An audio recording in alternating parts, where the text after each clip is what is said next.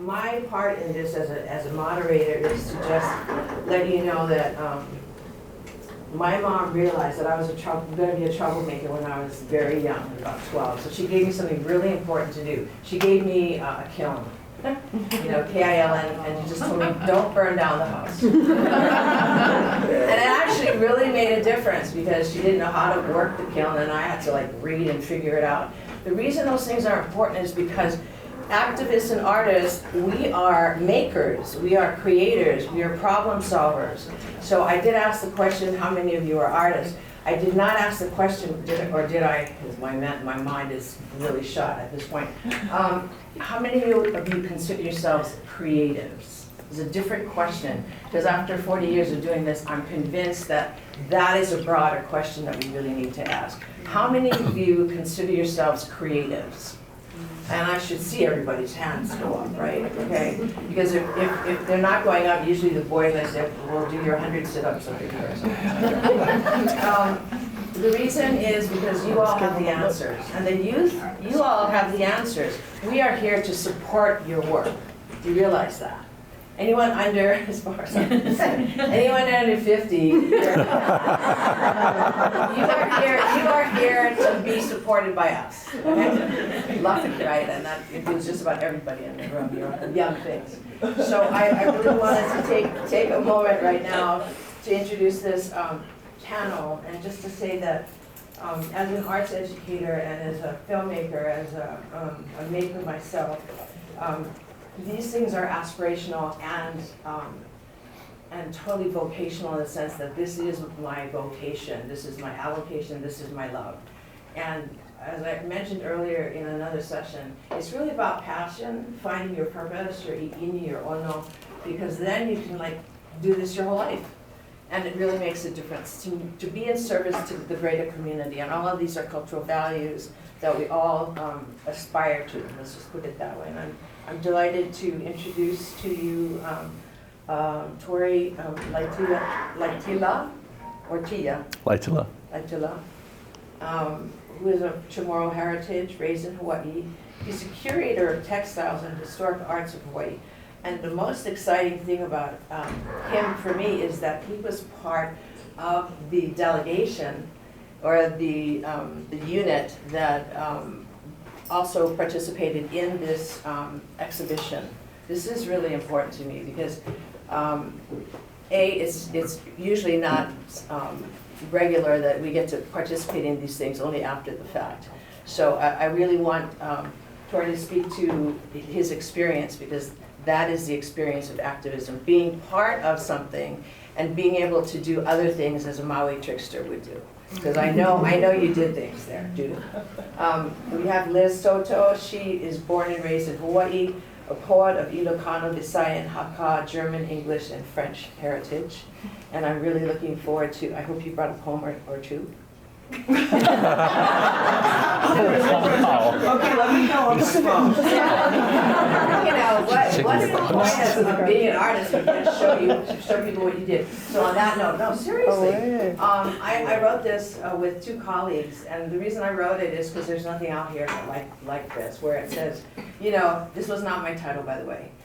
Arting and writing was, because writers have writing, so artists should have arting. That's just as simple as that. But it says to transform education, and all of this work in here is Hawaiian-centric. And what's great about that, it's a values-centric piece and work, and I'm really proud of it and proud of my colleagues. Anna Sumida, Dr. Sumida, and Miki Maishiro, both colleagues of mine. I have done community work for 30 plus years, and I've been in the community with them through the Kamimia schools programs, working with Lili Wokalani Trust and every organization on the planet you can name. So that's exciting to me. We also have, let's see, we have Lorenzo, it says J. Lorenzo. J. Lorenzo Perillo, yeah. Okay, this is Lorenzo, you're an associate professor in the Department of Theater and Dance, which I really love. So I'm looking forward to And having a dancer in the room is wonderful, because I can hardly wait to see what we get to learn. No, you might be doing that too, I hope so. But I gotta tell you, to have the opportunity to have colleagues in the room, I hate to be a one-off, it's always the case, but to actually have artists and colleagues here is just wonderful. So I'm just bragging on you for a moment. So, and then we have Joy Enomoto. She's a visual artist and a scholar, and she's a community organizer. That's how I know her as, like in front of the military base for Red Hill and those cute, cool things like that. She was also the co-curator of Project Banava at the Bishop Museum, which is a very important work. And she's an executive director of Hawaiʻi Peace and Justice. So I just love that part. And that's it. So what I want you guys to do, if you may, and by the way, moderating, I'll do my best, okay? I'm just gonna ask Tory, please, to start, because I'm really excited about this. I am gonna pass this around because okay. Yeah, because this is the book. This is what inspired Tommy and I to actually think this is gonna be a good idea for the summit, because there was so much lacking. And it's not to say that this isn't a beautiful book, because all of the images in front there, we didn't have any easels, so I said, hey, I'm just putting them all out anyway. But I turned the images, right? These big, incredible portraits done by Sargent and Remington. These are really classically trained painters of all of the white generals and McKinley and stuff. I just made them very small and put them on that stage.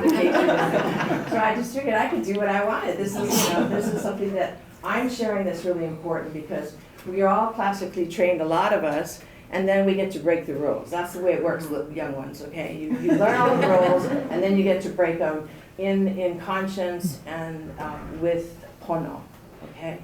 And this book actually started this conversation because we wanted to honor 1898 or observe it. I don't like the idea of anniversaries at all, but just to continue the cultural conversations and activism that need to happen. Tory, if you could, just because you're part of this exhibition, and maybe you could just give everybody a couple of stories and or anecdotes or anything. Maybe I'll start before that a little bit. Yeah. Please. Okay. And because I don't have a phone that's not dead. I try not to. You guys keep me on track here. Okay, I try not to talk too long, but as was said, 7 minutes, yeah. So I was raised by my mother, and she's Chamorro, and I was raised in Hawaii, so Afade and Aloha. And I'm a product of colonization, because I was raised to be very American. Both my parents' first language was not English.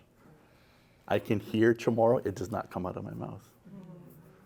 But growing up in Hawaii, I passed for Haole, except when I went to the South as an adult. It did not work there.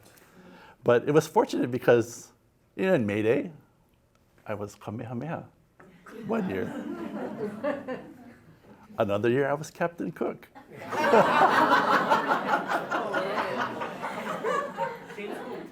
And that's kind of carried on. I had the opportunity to sail aboard the Endeavor in 1999 when she came in.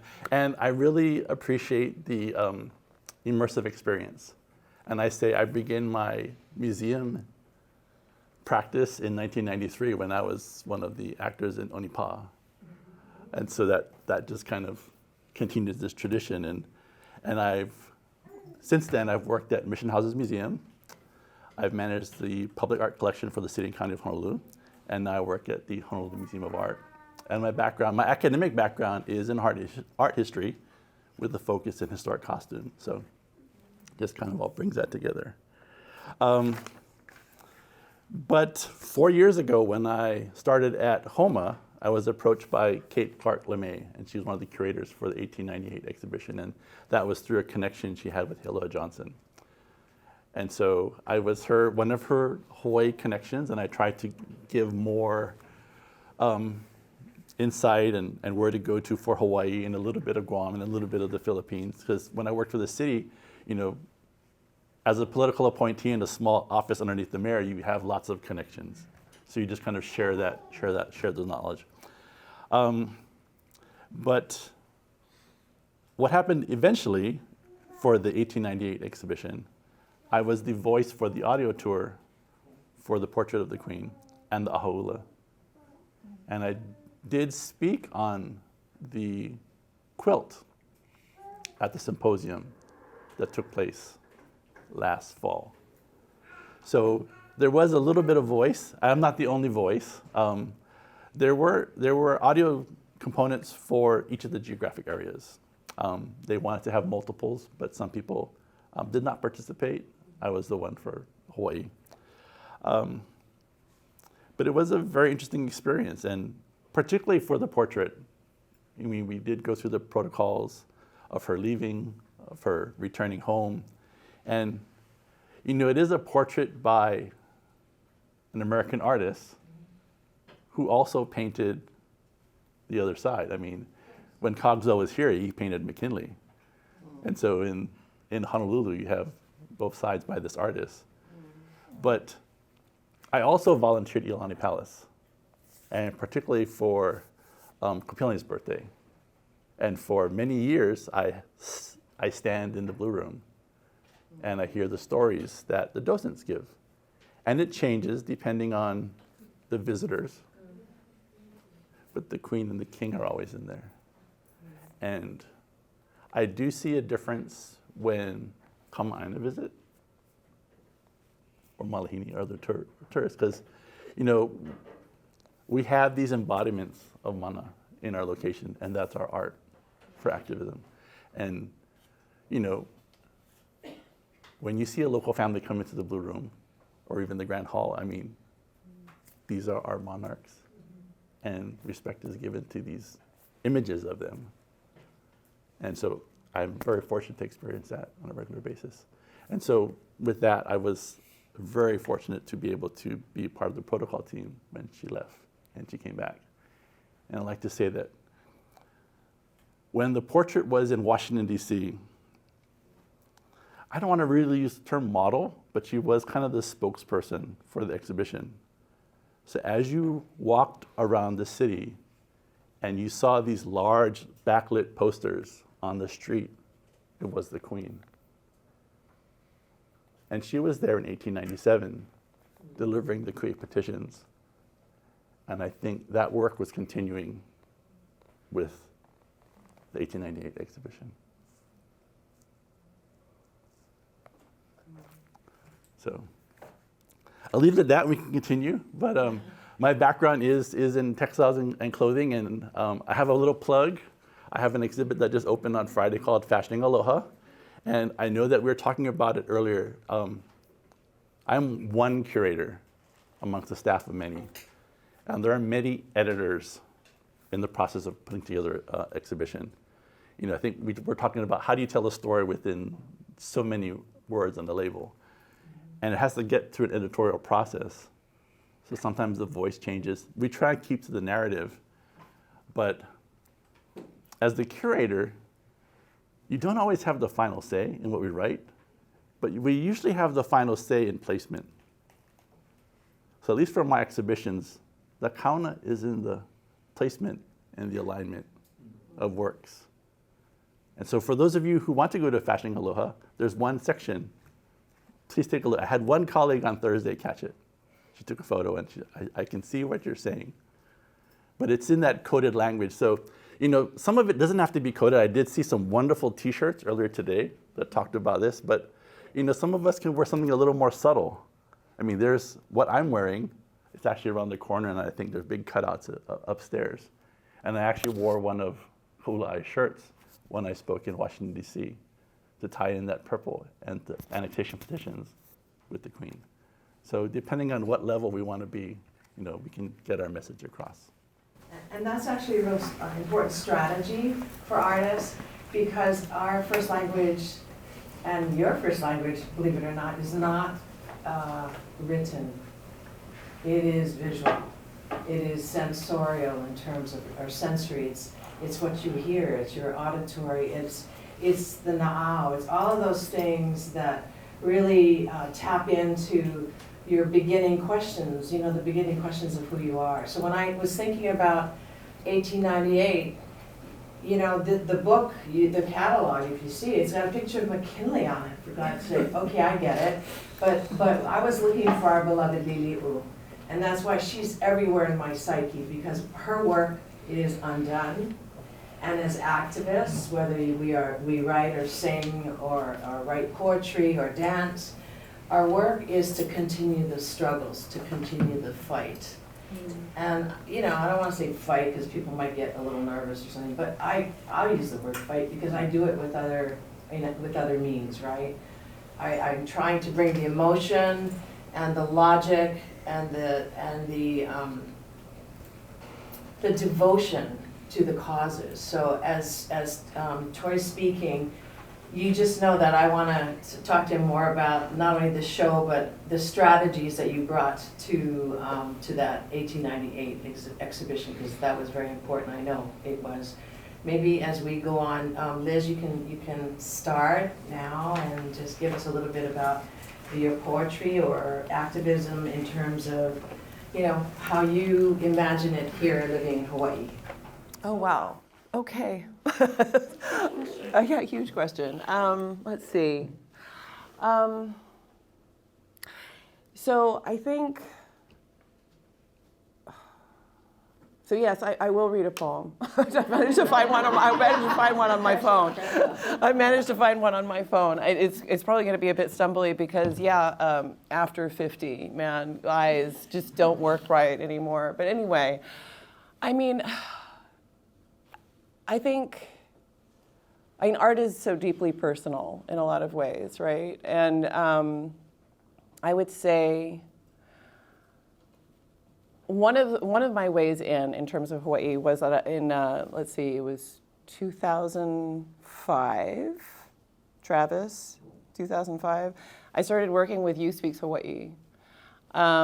It's been a while since we've done that work, so I have to admit I'm not sure how many people actually are familiar with it at this point. It's a very important thing if you don't know about Youth Speaks. It's revolutionary, spectacular. So I just want to brag on you. Oh, thank you.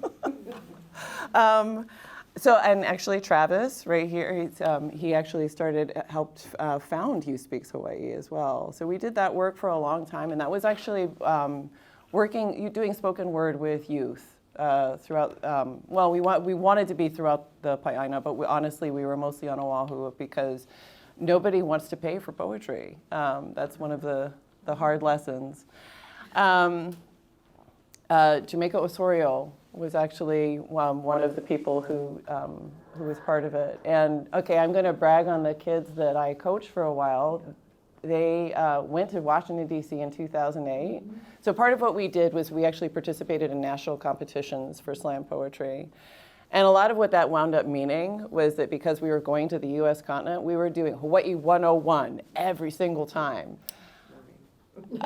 Yeah, no, I mean, it got old, I got to say, but at the same time, I will also say that being in a room full of, you know, like 400 16-year-olds, getting excited about poetry and weeping because you're talking about something that is so important to Hawaii. I mean, that changes you. And I'm pretty sure it changed a lot of those kids. But in 2008, our team won the national championship. And also in 2009. And it's one of those things where it's like this competition framework, right? Which I got to admit, I always think is kind of stupid.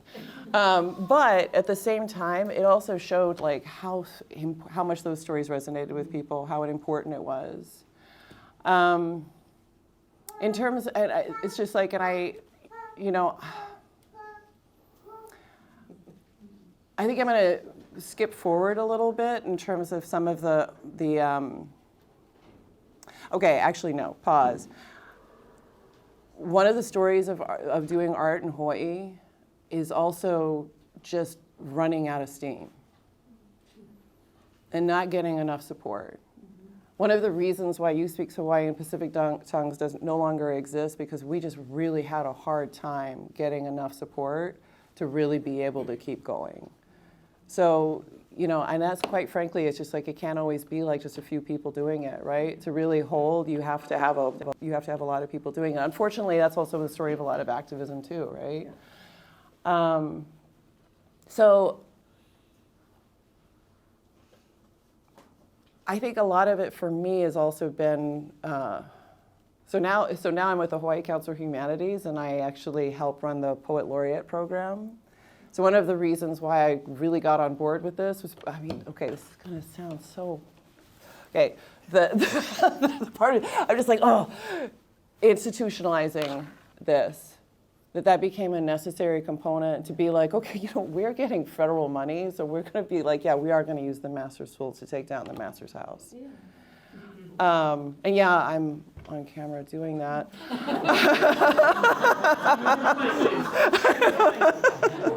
This isn't a good context this weekend, that's wicked. But a lot of it was because it's just like, if you look at a lot of our literary and artistic movements, right, that have been going on for like the last like 200 years, there's a amnesia that happens in between each one. And it's just like, I mean, like a lot of the youth coming up in slam poetry when I was really active in that had no idea that in the 1970s there was this huge activist moment that was bringing all this literature, right? So one of the things that we're trying to do now is like build continuity. It's like if you have an institution, it's going to be a lot harder to forget. There's going to be people who are going to keep telling that story. And that is one of the things, right? It's just like we just keep telling the story. I have no idea where I am on time, because I want to get it over with in terms of reading a poem. Just so some context. I think some of the activism that I find really relevant and important to me, and it's also for our non-human companions, not dogs or cats. I mean, although I love them. I have fur babies, you know. But also the ones that have really paid the steepest price for the colonial project that we're all having to live with. And one of the projects that I was invited to is called the Delisted Project. So delisted is all these animals that have been on the endangered species list. Delisted can be a moment of celebration because it means that they're actually coming back. But more often, and especially more often in Hawaii, it's delisted because it's been decided they're extinct now. So I was invited to do this, and the bird that I was gifted was kakawihihe, which is a honey creeper on Molokai. Oh my God, it was so hard to find a way in to talk about that. But that is one of the things that art does, right? It's like we process grief. We live with anger. The way I found in was talking about extinction and talking about my family. So, getting the poem over with. Extinction. When one word embraces a million deaths, it becomes easy to chew.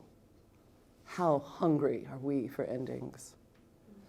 When my grandmother died, I might have sliced my chest to wings, to a crimson array of pulse and breath, trying to remember my insides could be beautiful, knowing there is always more to lose, more veins to carve through the lace of my skin.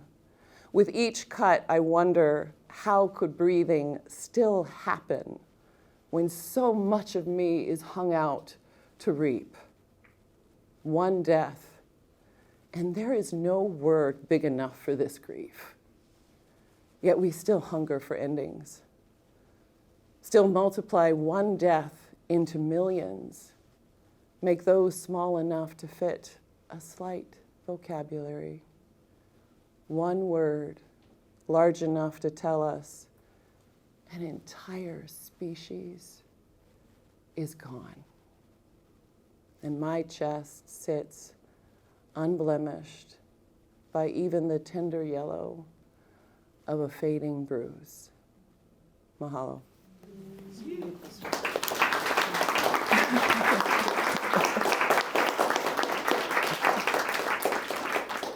Really, you're gonna make me follow that? Joey, you gotta ping something though. Nah, we'll talk about it. I'm so glad I'm a visual artist right now. Aloha mai kākou. Aloha. The responsibility of the artist is to reflect the times. Nina Simone. I'm always an organizer first. And at the center of every revolutionary movement is art. Art is part of your every day. Every day. You wake up, you're looking at somebody's design on your coffee cup, right? On your mugs, on your everything. You are just in a world of branding. Art is in your everyday. And we take it for granted. And I think about the everyday of my ancestors. It wasn't called art. But in everything they did, it was beautiful. Yeah? The mele, kalananapua, the resistance, right? The weaving, the quilting, you know. Lili'u, quilting, a quilt with her what do they call those? Ladies in waiting, right? To stitch in that resistance to her imprisonment. The gardens that they planted. Every flower having meaning to resistance. That's just during the resistance period. That's just during the 1890s. Kalakaua, in the way that he was like insistent upon looking at photography in every single contemporary thing that he could use to harness the Hawaiian image. How powerful was that? I always think of Kalakaua, like he's been called all these things. He's my steampunk king, because this was a guy who was like electricity, steam trains, the whole thing, right? He is literally a steampunk king. He's also trying to push through the very beginnings of eugenics in the kingdom. And he's like, what are y'all doing, ranking race? Like, I gotta figure this out. He's creating Halinawa, he's involved with the Masons. He's looking at all their systems of power and all of that. And then we have Emma and Joseph Navahi. We have our newspaper writers. We have our orators. In every single possible human way that Hawaiians could assert not only their existence, but their resistance to occupation, they did it. And they did it well. We defeated the Treaty of Annexation through that power of persuasion, through our oration when we went to DC. Right? We forget that it's in all of us. It's in all of that, which isn't always called art. Art has been reduced to this little thing. Art has been reduced to painting. Every time if you tell somebody you're an artist, they're like, oh, what do you paint? Yeah. I'm like, I don't paint. I could do some things, you know what I mean? Stitch, you know what I mean? I was like, it's any human thing, right? You know, like, right? All of it is either, we could say all of it's not art. It's in our everyday. Or all of it is art, right? So remembering that at the tips of us, in the embodiment of us, in the archives in our tongue. I always remember the poem that Travis guys did in one competition, that the archives are on our tongue. Oral traditions. Yeah. That when you lose one of us, you're losing these archives, right? That we are these embodiments, right? We are the embodied archives. I've written about this many times, right? So in every single part of humanity, there is art. Right? Preach. That's got nothing to do with 1898 in particular, but I say that because it's not about 1898 in a sense. It's about all the things that led up to. Like I'm wearing this shirt that we screened this year for Hui Aloha Aina. Hui Aloha Aina was created in 1893. It created within 33 days after the overthrow. You had people organizing every single island, and that is why there's Ku'e petitions on his shirt. Right? And I think about that, what it took to get on boats, to go, and you had people waiting at the docks when, what's his name, Blount came to like hear the sides, right? I kind of dig Blount because he was an interesting guy. He was like, I'm not going to take sides. No, I'm not going to take a ride for you in your carriage. I'm not going to do this. But you know who was at the docks waiting for him with lei, waiting him with a banner of Hui Aloha Aina, right? The wahina of Hui Aloha Aina, right there at the shore in those harbors I was talking about earlier. Waiting for them with the things that we had made to greet and welcome and persuade, right? Art is the tool of persuasion, and that is our, what's that word that I always like to use? Propaganda. You think that it's only that, you know, whenever people use propaganda, they use it in this really crazy way, like, oh, that's just propaganda, right? That's just left-wing propaganda. That's just this. I was like, propaganda is, your everyday is propaganda. Sounds a lot like that's just art. Yeah, that's just art. Propaganda, right? So if we're trying to like convince, we're going to use everything that we can, right? Even in the way that we were bringing people into the meetings. Come on, you need to come to this meeting. We have something, and in that, you know, they were welcoming, and then, you know, Joseph Nawahi would go to like, you know, I always think about, he went to Lahaina. Lahaina had the largest chapter of Hui Aloha Aina in the 1890s, and they talk about, and he spoke about how close we were. How close we were to getting our country back. The most beautiful speech. He did that in Lahaina. In that church that burned down, oddly enough, during 4th of July in 1894. We'll just leave it at that. But I want us to think about all the ways that we used art to win. Because we did defeat that treaty of annexation. The U.S. continues to have to break its own laws to justify occupation, to justify what it's doing right now in Palestine. It has to break its own laws. These are people. This is a country that has broken every single treaty with Native people. Every single one. But it can't quite close the deal, right? Because every day that the U.S. is occupying Hawaii, we remind them that it's not their country. Every day. It doesn't matter if we're on the Mauna. It doesn't matter if we're protesting at the Capitol. It doesn't matter if we're in the classroom insisting and pissing somebody off, talking about, you know, how this is Hawaii. I like hurting people's feelings. Right? Sorry. And so what we need, you know, like us sitting and listening and studying the ways in which we used to give speeches, that oration, that power of words, that power of the voice, much more than the visual sometimes, can move you. That is what organizing is. Organizing is moving the people. And that is an art. How do you get somebody to care about Palestine? Well, let me just share a little story from yesterday. I don't know where I am on time, but real quick story. Really quick story. Yesterday morning, I was on a phone call with a friend of mine, artist named Malak Matar. She's a Palestinian artist.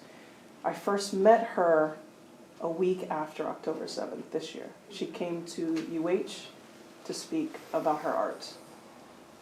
The pure rawness and rage that was cycling through her, I couldn't believe she was willing to give a talk to us in any way. And when I talked to her yesterday, let me just back up.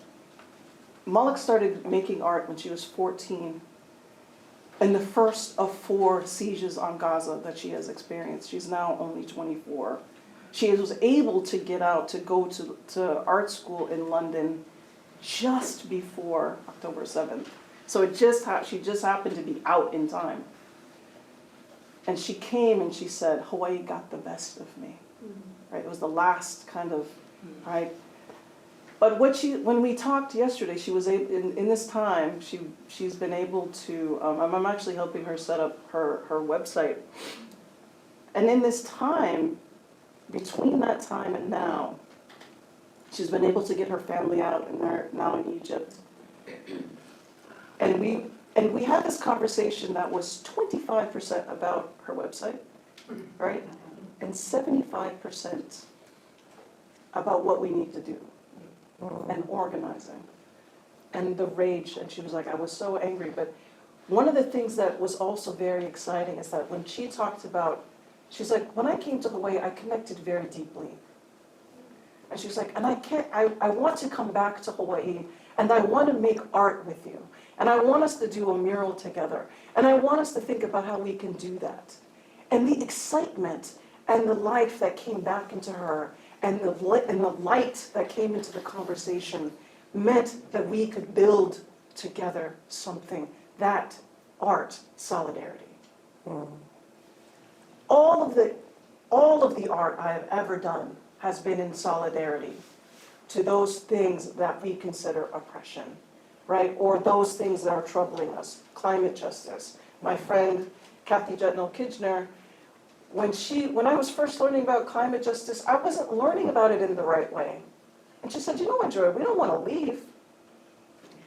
And so we decided to work together, right? For me to better understand. So through poetry and through visuals and through actually asking the community folks from her community that live here to weave baskets for an exhibition we did together in 2020, it was all about the relationships. Art, organizing, and moving people is about relationships, right? There's no organizing without relationships, which means you can't win without those relationships. So when you try to have conversations and you want to talk about what we need to do, right? And you're not from here? That's my favorite. This is what Hawaii's need to do. I'm like, do I know you? Have we met? Let us decide what we need. Let us decide when we can have this conversation. I usually wait about 5 years before we have that conversation. Because that's usually when you leave. Right? It's a turnaround. It's like, give you a shot. Right? But it is in that. It's in the particularities of our relationships. And art, you know, I always think of Doris, is it Doris Salgado? Colombian artist. In the particularities, right? Salcedo, yeah, that's right. I don't know why I'm forgetting, this is one of my favorite artists. But anyway, Doris Salcedo, right? In the particularities, it's in something very specific, right? That we can connect. It can be something like salt. It could be something like blood. It could be something like war. It's in something particular that makes a much larger connection, right?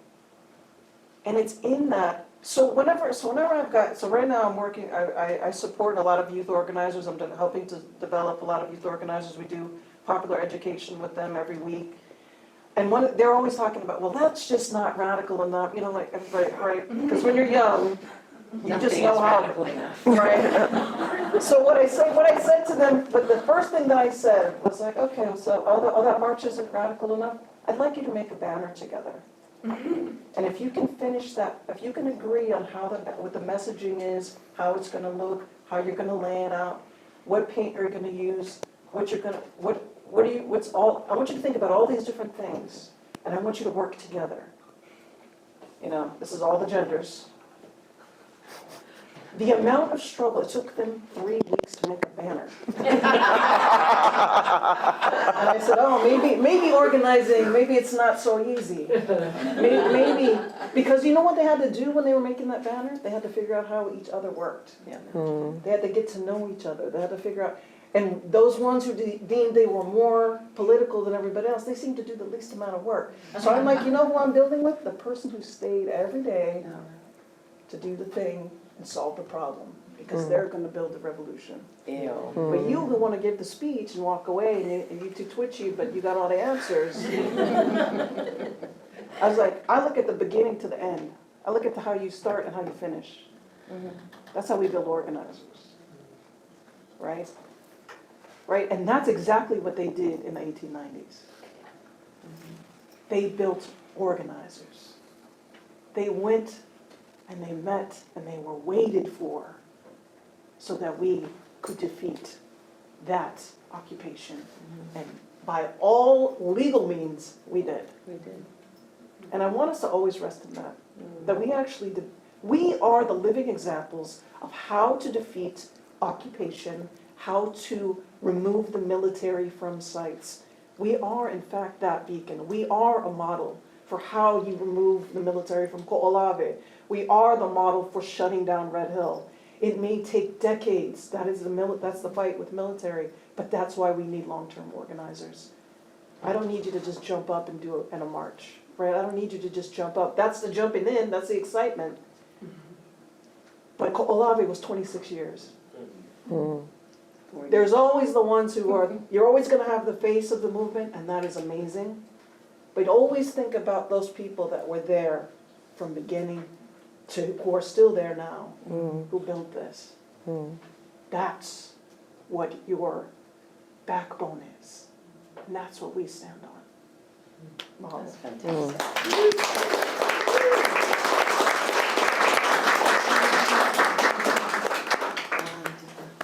Brother, you're up. All right. I'm going to approach it from a little different perspective. So I wanted to kind of read from some of my thoughts and current research prompted by just by the space and the institution that we're at right now. So UH is a main institution for higher education with a mission to serve all people of Hawaiʻi and foster innovative leaders to Malama. Malama are people, places, knowledge, and knowledge systems. As part of this mission, UH has clear goals of becoming a native Hawaiian place of learning, an indigenous serving institution, and advancing excellence in scholarly research. So these are important organizational goals that prompt me to consider, and I invite you all to consider, in the field of dance and performance studies, how do we produce and systematize knowledge that is indigenous serving and supports becoming a native Hawaiian place of learning? There's a discipline-wide lack of training in how to do indigenous dance research. Consider the fact that despite their land acknowledgements, all 4 of the U.S. institutions that grant doctoral degrees in dance lack degree requirements that center specific relevant indigenous dance. Temple University, the Ohio State University, UC Riverside, and Texas Women's University. Each have a missed opportunity to engage the cultural practices of the indigenous peoples they acknowledge. Moreover, given that about 1 in every 4 people residing in Hawaii has Filipino ancestry, it's necessary to address multiple peoples with distinct but related dance educational needs. Clearly, there's a vast potential for structural changes, and you mentioned institutionalization, relative to indigenous dance that are insightful for bringing together the 1898 cohort. The research that I want to kind of speak on draws from my experiences developing and teaching courses on indigenous dance studies at UH and being invited to give guest lectures and also co-teaching Hawaiian and Indigenous Performance Studies seminar with Kumu Haileopua Baker. As such, I worked on this research to kind of survey the field and see what is an indigenous dance research method, right? To share with you, how can we bring to bear dance practitioner insights onto non-dance decolonial research methods on the one hand, and analysis of indigenous research procedures among dance studies on the other hand. So first I reviewed the literature within the disciplines of dance performance studies, indigenous studies, and Filipino studies to provide a theoretical context for indigenous dance knowledge. And then I conducted a scoping review to select 7 case studies to close analyze and reflect what does the field look like in terms of indigenous Filipino dance. And these case studies involved indigenous Filipino dance methods at some stage of the research process. So they didn't all use indigenous research methods in every stage. I drew from studies to identify, describe, assess, and interpret key aspects of research processes and offer tools and questions to support future research. So I'm really thinking about the question of if I'm in front of a class and students, how do I teach them to animate, to activate, to take action in the world using dance research methods, using indigenous methods, right? Taken together, this research sought to enable a discussion of cultural preservation, healing, and cultural identity as ways to no'inowelo, or deeply delve our minds, bodies, and spirits into indigenous dance. What is indigenous about indigenous performance studies, theories, methods, and practices? What does it mean to no'elo, create or ho'ike indigenous dance knowledge, skills, and values? And what's at stake in indigenous dance studies as a field? How do we teach our students to animate, activate, and take action in the world? My research responds to this question and advances the claim that although they're often overlooked in indigenous dance studies, research that engages indigenous embodied knowledges beyond dominant textual, literary, and historical methods enables a more accurate, valid, and balanced account of indigenous dance and performance, thus adding value in advancing research excellence. This research aims at providing interdisciplinary guidance for people actively involved in indigenous performance, such as Filipino dance crew members, members of hula halau, chamorro dancers, bomba practitioners, and indigenous performance practitioners common to Hawaii's dance community, who are often faced with the task of producing scholarly research, but lack a suitable or are not given suitable methodologies. If we understand indigenous dance research methods, we might better understand how to draw a through line between the 1898 cohort and today's class of 2024 cohort. To create future knowledge, build capacity, cultivate relational accountability, maintain participant relevance, and advocate for community action. Indigenous dance studies as a field is a rich, nuanced, and contested subject area, rife with contradictions and challenges regarding methodological approaches, representation, and indigenous research agenda. When scholars design and implement research that centers indigenous practitioners, they often fall into two groups. First is a group of scholars that applies a traditional Western, non-indigenous methodological approach from disciplines such as Big H history, Big L literature, Big A anthropology, theater, dance, and performance studies in order to research indigenous dance, read as an object. A second group of indigenous dance studies embraces a decolonial dance methodology explicitly or implicitly aligned to a particular indigenous way of knowing. These studies interrogate concepts, issues, and practices related to indigeneity in and through actual dancing and actual movement. In Filipinx American studies, scholars like Martin Manalansan, Lucy Burns, and Rod Labrador have offered concepts like beauty, pure arte, and Gaia that help theorize the Filipinx performing body as a site for anti-US imperial critique and diasporic identity formation.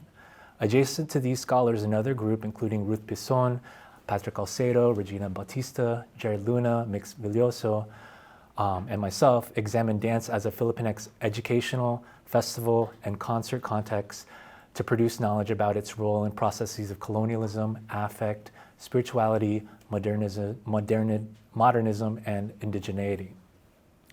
So the current research that I'm working on is using mixed methods, using survey, indigenous, critical Filipinx studies, and humanities qualitative approaches in order to accommodate a wider range of research approaches. And I conducted an initial 70 searches in October via the UH Academic Search Complete in order to identify relevant studies and select qualifying studies. And it resulted in 1,169 peer-reviewed articles. And in order to kind of narrow down the scope to something more manageable, I focused mostly on Filipino studies, 32 articles, and then narrowed it down to 7 to get a deeper analysis on exactly what is quote-unquote indigenous about the theory, method, and practice of the research at hand.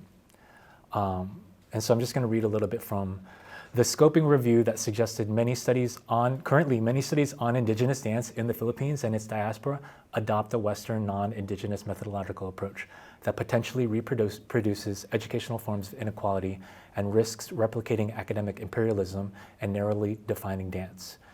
So if you're a member of a Filipino dance crew, hula halau, chamorro dancer, bomba practitioner, or other indigenous performance community member, and you're faced with the task of producing scholarly research, what I found is that you can take comfort in that there are multiple approaches and there's no one single formula.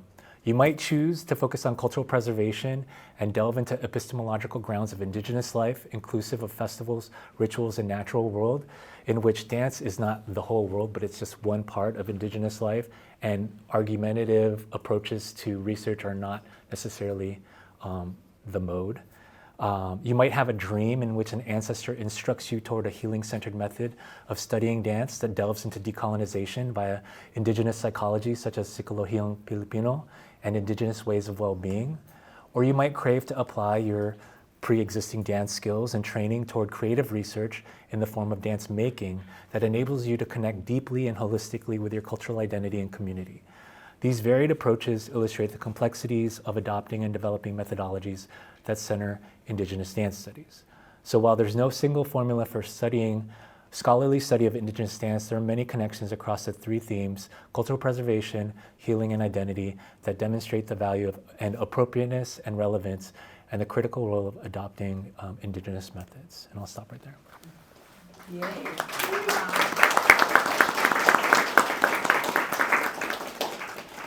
You know, we're actually running perfectly on time. The next workshop or session's supposed to start at 3:30, but you know we started 15 minutes late.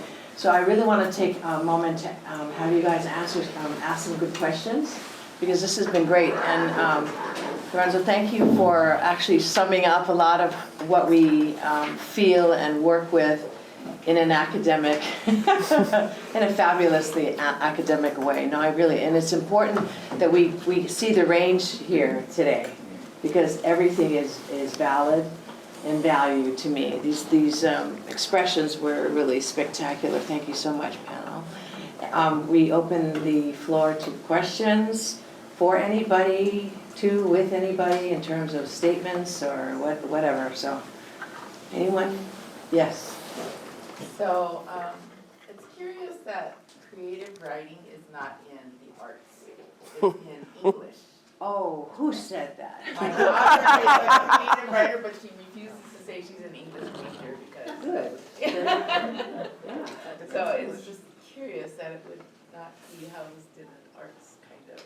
So I'm sorry. Can you say a little bit more? Like you feel like that Creative writing should be in the art department? Yes, I think it's a creative field. I enjoy writing.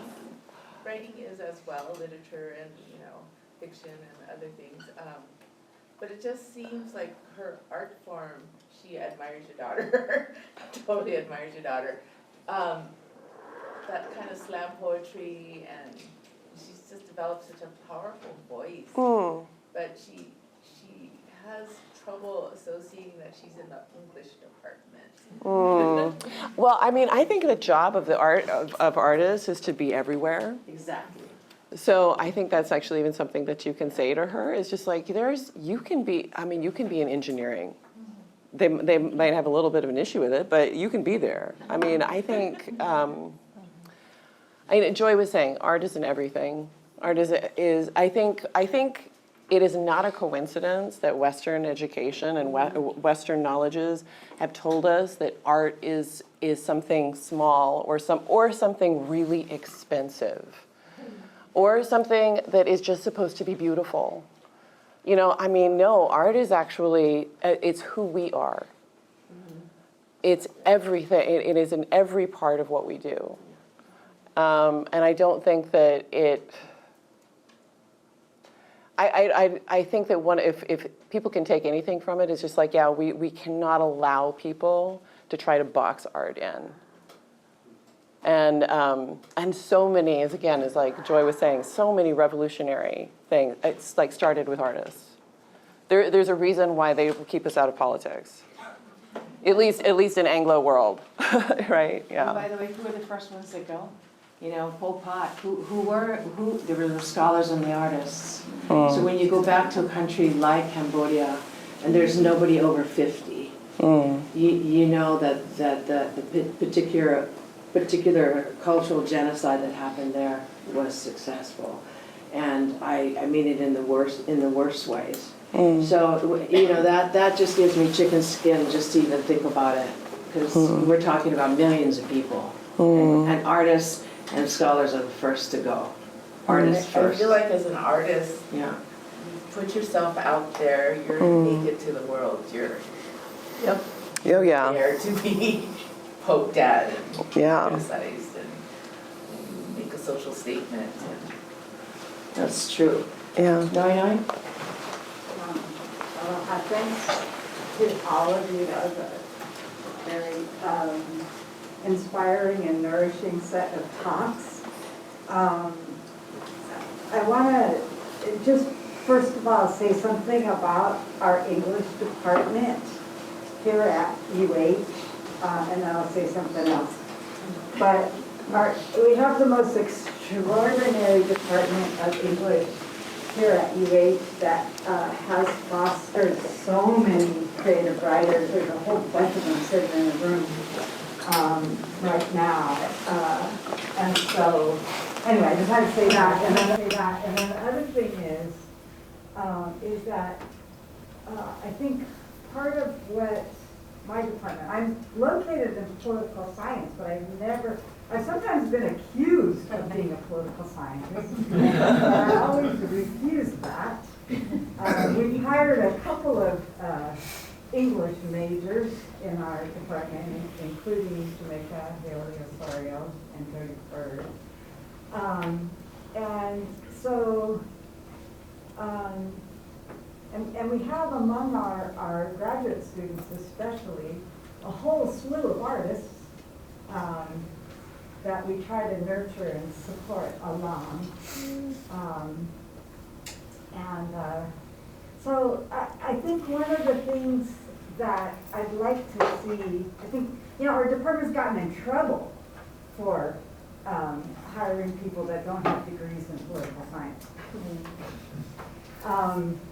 But I think all departments should try to get in trouble that way. I think that these disciplinary boundaries are ridiculous. So, in fact, I think I'm on so many committees and people in our department are on so many committees in my department, and we're in so many committees in the English department and in American Studies and all over the place. Like, there's so much overlap. We have so much of the same theoretical frameworks and the same concerns and the same ideas of what momentum forward should be, right? So anyway, I'll just say that about, don't let her be boxed in by the title. It's just like you go where you're going to be supported, where you're going to be nurtured. yeah, she feels very supported by the English department. Oh, okay. Loves her kumu. They're all, a lot of them are Kanakawi, and Yeah. so she just loves that. She just hates saying she's an English major. Yeah. Maybe it's just the English, the fact that it's English language, right? Call it language arts. I love it.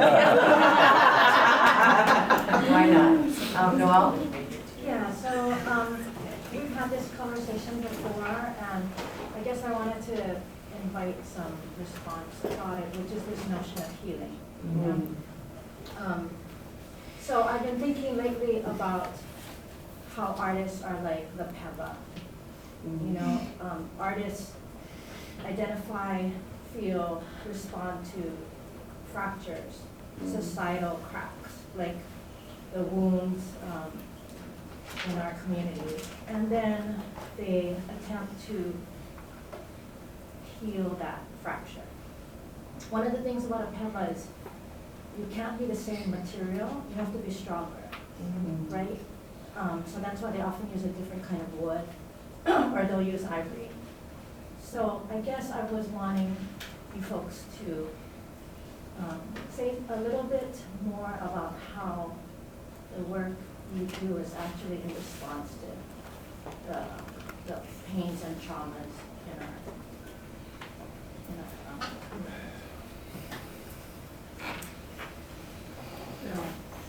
How many hours do you guys have? You mean over there? It's such a No, long- that's, yeah, but. I don't know that it's always healing, but it helps to show the wound sometimes. And it's, you gotta know how to begin having the conversations about the healing. If healing, and that could take some time. It's not gonna happen in an exhibition a lot of times. Actually, what's great about bad exhibitions is that it does things like this, right? I was like, I love a bad exhibition because I'm just like, you know what, I'm not going to do that.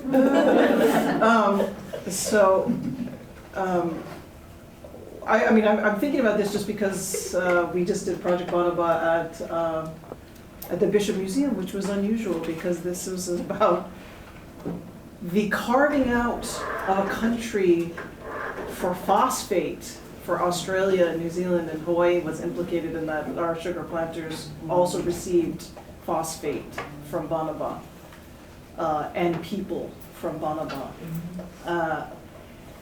And the year and a half of struggle with how to think about how to display that, even though this was already an existing exhibition, but each place, the thing that's really unique about Project Bonaba was that every place that it goes to, one, has to be tied to the issue of phosphate. They won't just show it in any exhibition, I mean in any museum. And the other is that they'd also make particular, what is the particular relationship to that phosphate, that the country that it's in, right? And Katerina kind of insisted on that, but also her parents were married here. Her sister was a professor, you know, like was a mentor to many of us here. But there was this struggle with people who don't know anything about this struggle in the museum world. And so the question for me often is, what the hell is wrong with museums? Like, we need to get it together. Like museums are one of the last bastions of holding up colonial structures in all the ways. And the fact that, you know what I mean? Like that, come on. This thing, right? Like the struggle, like the amount that museums hold on to that. Every time we put something in there that interrupts it, where the docents don't know how to talk about it, I'm like, that's good. Because you don't know how to talk about it. You're not used to it. It's not part of the norm. We're disrupting that. And then you get new people into a space that they would otherwise write off as, you know, a lot of people in the Pacific, they call the museum the dead place. The place where they took our bones. The place, that's the dead place, right? So when you can interrupt, anytime, like, it's just kind of like we're interrupting capital. If you can find the choke points, if you can find the places that you can find where they're weak, and you can kind of like come in and rupture that a little bit. That's the rupture, and that's the pathway, like a puka, like just a light to start having a conversation toward the healing. Because I don't think that initial thing is necessarily the healing, but it's definitely like it shines a light on the wound and the problems, right? And it shines a light on like, this is a structure that constantly we need to mess with, right? And break down and rebuild and reconsider or devastate altogether, and let's think about what the next thing is. Is it still the museum? That's a question I have for all you museum people in the room. It's a good question, isn't it? And just remember, you know, art is an antidote to me, or, you know, some way of being used as a salve or something, because it is personal. It isn't something extraneous and beyond this. It's in my personal sphere, and because of that, I'm forced to deal with things. You know, I mean, when people die and crazy things happen, it's not happening out here. It's happening here, and what we can do for each other is to offer each other the solace of knowing, of being educated, because when you help someone understand with simple words or a hug, beautiful, exquisite poem, life changes. Life changes, and it can change for the better in 2 seconds. It may still take you that long to get to where you want to go, but the healing can start right then. And I just, you know, I was deeply moved by this poem because I could relate to it. And granted, I'm in her sphere, which is such a blessing. But just know that it takes time, and it's work, and it is the practice of art. You can't really talk, I just heard about that, you know, you can't talk about theory and practice thinking it's the same thing until you practice, and then all of a sudden it's like, oh my God, this is like outside of that realm of intellectual, right? And in fairness to these wonderful men, we probably have, okay, we're kind of done, but. Gentlemen, do you have anything you want to, any last thoughts? I'm sorry, the girls got, you know. I had one question about dance because it came up recently. I was talking with other hula practitioners, and it's like how you integrate the tradition with this, other academic. And I have an opinion that if you uniki from somewhere, that's at least a master's. Maybe. Yeah, and we love the commentary about the dance too. So we'll stick around, some of us, and then others of us are still. How do you work that in there? Yes, please. One of the things I want to acknowledge is that I feel like Project Bonaba, so museums I know are struggling, but I do feel like Bonaba was really transformational, especially here, DJ Miller, this is the executive director then. Understand that her family was implicated through the plantations and using the fertilizer and everything. But I also want to acknowledge that Kapolani Landgrass, Alba, is now at the Home Museum of Art. And there's a bunch of folks here from Home Museum of Art. And there's going to be a panel on April 21st on a Sunday from 2 to 3:30, and it's going to be Kuikamana, Fearlessness and Art, and it's going to be a conversation with a number of art folks, and it's going to be free. It's on a day where families can come in for free, so please come, because I feel that this exhibition, working with the museum, is trying to also transform it in a small little way. No, it's important. Thank you so much. Thanks, everyone. Appreciate it.